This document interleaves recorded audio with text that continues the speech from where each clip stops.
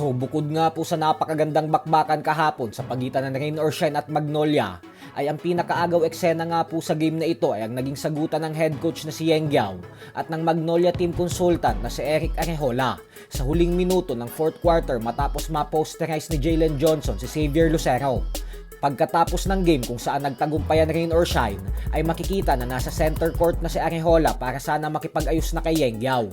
Subalit ang kinamayan lang ni Coach Yeng ay si LA Tenorio, tapos agad na itong tumalikod. Isang senyales na wala siyang balak makipag-ayos sa Magnolia Consultant. Subalit sa post-game press conference nga po ay pinaliwanag ni Coach Yeng na pinoprotektahan niya lang naman daw ang mga players niya kasi sinusubukan ni Arejola na i-intimidate yung mga Rain or Shine players. Giit ni Coach Yeng na hindi raw siya natuwa sa inastan ni Arejola na kinukumpranta nito ang import nila tapos nasa bandang side pa daw ng bench nila.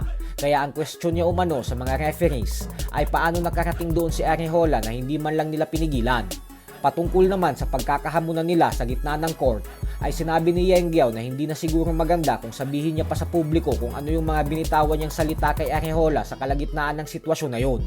Ganun pa man ay giniit naman ni Coach Yeng na magkakaibigan naman daw silang lahat at pare-pareho lang silang miyembro ng PBA family kaya maaayos din naman umano yung alita nila.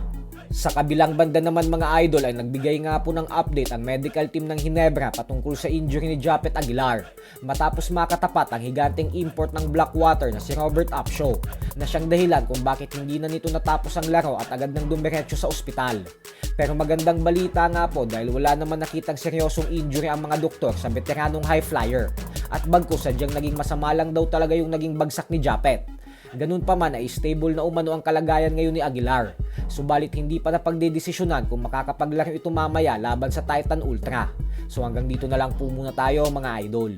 Huwag pong kakalimutang mag-subscribe sa ating pangalawang channel na Sports Talk PH 2.0 dahil ang channel po na ito ay para sa araw-araw na basketball updates. Yung main channel po kasi natin na Sports Talk PH na siyang may 1 million YouTube subscribers ay pang boxing updates po yun.